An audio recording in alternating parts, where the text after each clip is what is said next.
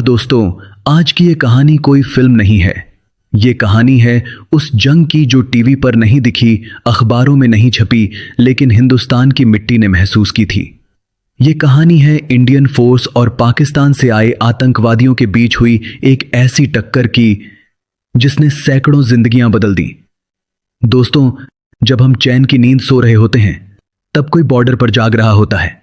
और आज मैं आपको उसी एक ऑपरेशन की कहानी सुनाने वाला हूं, जो अगर फेल हो जाता तो शायद आज का हिंदुस्तान कुछ और होता।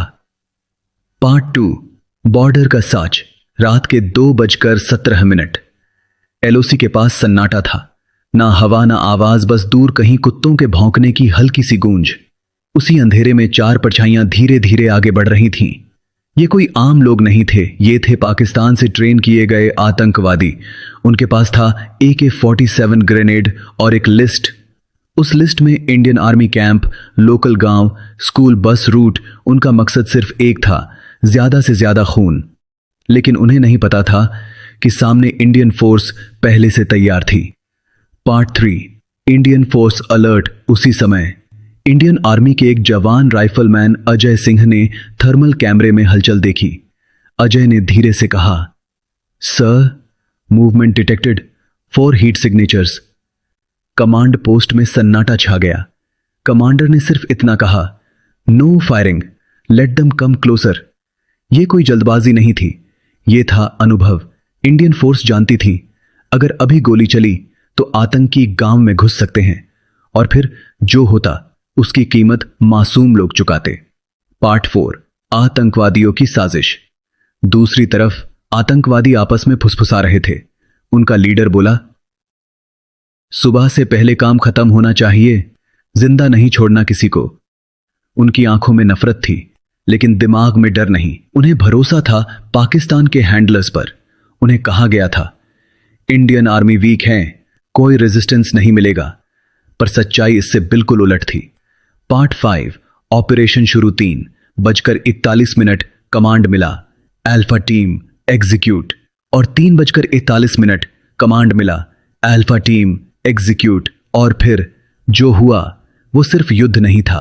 पहली गोली सीधे आतंकवादी के हाथ से AK-47 गिरा गई। दूसरा आतंकी भागा, लेकिन जमीन के नीचे इंडियन फोर्स की दूसरी टीम थी। हर कदम पर इंडियन आर्मी एक चाल आगे थी।